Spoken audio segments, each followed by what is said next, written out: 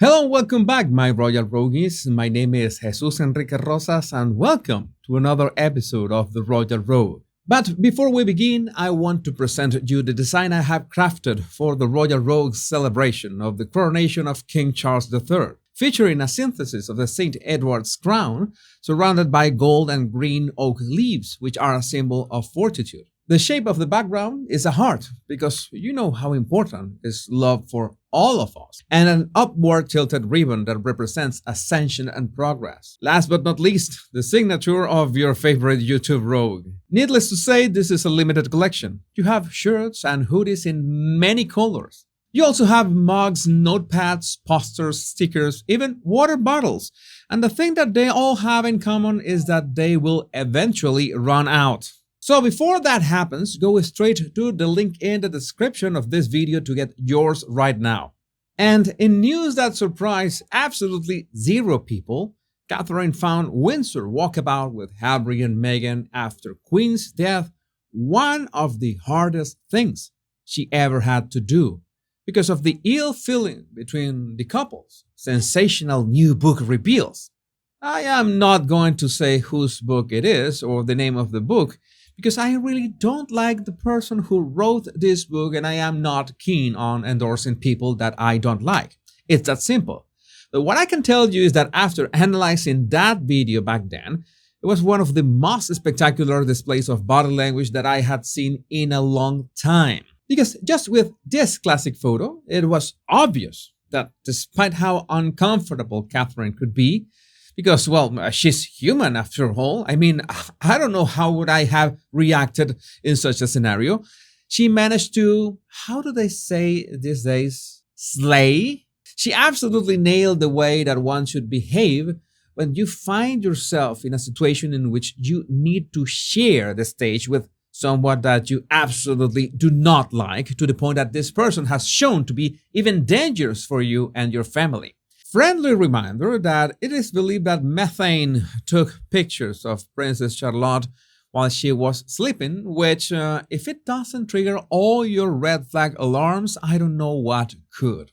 So either way, this picture was the best representation of that interaction, because you can see that while Meghan was nervous, looking in Catherine's way, and Meghan's left hand was, at least for the split second, was covering her chest, Catherine was walking tall with her hands relaxed and her chin really up.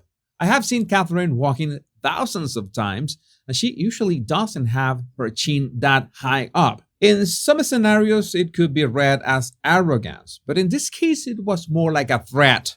Because I'm sure that Catherine knows that there are times that you can be diplomatic. There are times that you can force a smile. And there are times that you can pretend to be polite to the person. But there are also times in which you have to show that person who the is in charge. Despite all that was requested of William and Catherine at that moment, they behaved in the most diplomatic and polite way. And that is the ability that some people have that is part of emotional intelligence. Because we don't need a royal expert to tell us that Catherine felt uncomfortable during that walkabout. But part of emotional intelligence is to realize what is the source of those emotions. And the source of those emotions in this case was knowing that Meghan and Harry had absolutely nothing to do there, much less after months of making both Queen Elizabeth and Prince Philip's lives miserable, not to mention the rest of the royal family. I don't know what do you think about this, but I don't think they had even the right to be at that walkabout. And I wouldn't be surprised either if the rumors and the reports behind closed doors that claim that Harry and Meghan were preparing themselves to steal the show by themselves at that walkabout, to use the death of the Queen for their own means, for their own Netflix grift. And they only were stopped by a quick action from William and Catherine, a brilliant blocking tactic. For me, it's even more upsetting. And this is one of the reasons I love not only body language, but how can we project energy even if we do not want to? Even if we don't want to be at a certain place? Even if we absolutely don't want to show up? By projecting indecision or insecurity, we are just confirming that the other person or the other people have some kind of power over us.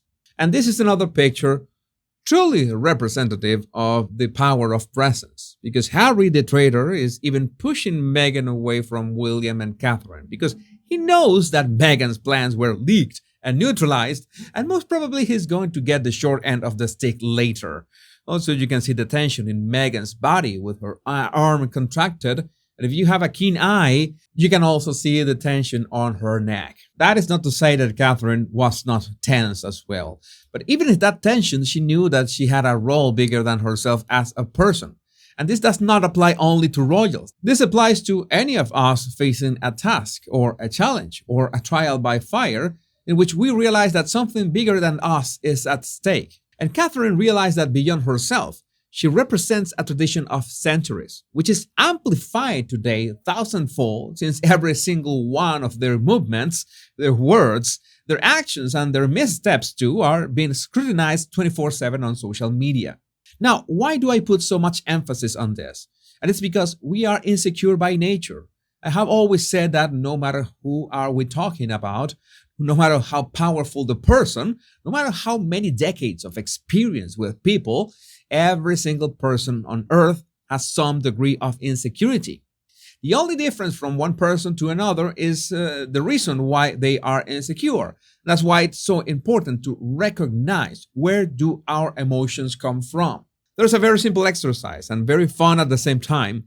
Can you imagine yourself in a situation such as this one, in which not only you have to behave in a certain way, half the population of Earth is watching your every move, but at the same time, you have to send a message to the traitors right there, right on their faces? Because I cannot even imagine the conversation being the four of them inside that car before arriving. But if Catherine could control her emotions to this level, it means that we can do it too. And it's highly unlikely that we will need to control our body language during a walkabout mourning a beloved monarch after 70 years of reign. That is simply not gonna happen. But emotions are something that permeates every single one of us. Emotions affect every single one of us, and emotions also help us achieve amazing feats. But the trick is what Catherine did. The trick is realizing what is higher or more important than ourselves. That this is never about us as a person. That too many times the person who means ill to us are not personal attacks, but they hurt us either way. But if you know that the other person is just wrong and you have a reputation, a family, or a community that depends on you, it becomes just a bit easier. It is so much easier when you do things for the people that you love. It is so much easier when you channel your emotions in a way that makes you remember that it's not about you. It's about your loved ones. It's still not gonna be a walk in the park, but I can guarantee you that no matter the odds, no matter the obstacles, and no matter the son of bitches that get in your way, you will prevail. My Royal Rogues, my name is Jesus Enrique Rosas. I'm the Royal Rogue, and if you want to support my channel, you can get the Royal Rogues Coronation merch right in the description of this video. Don't forget to subscribe, and if you have already subscribed, just share my videos with your friends. The two most important words: much love and bliss.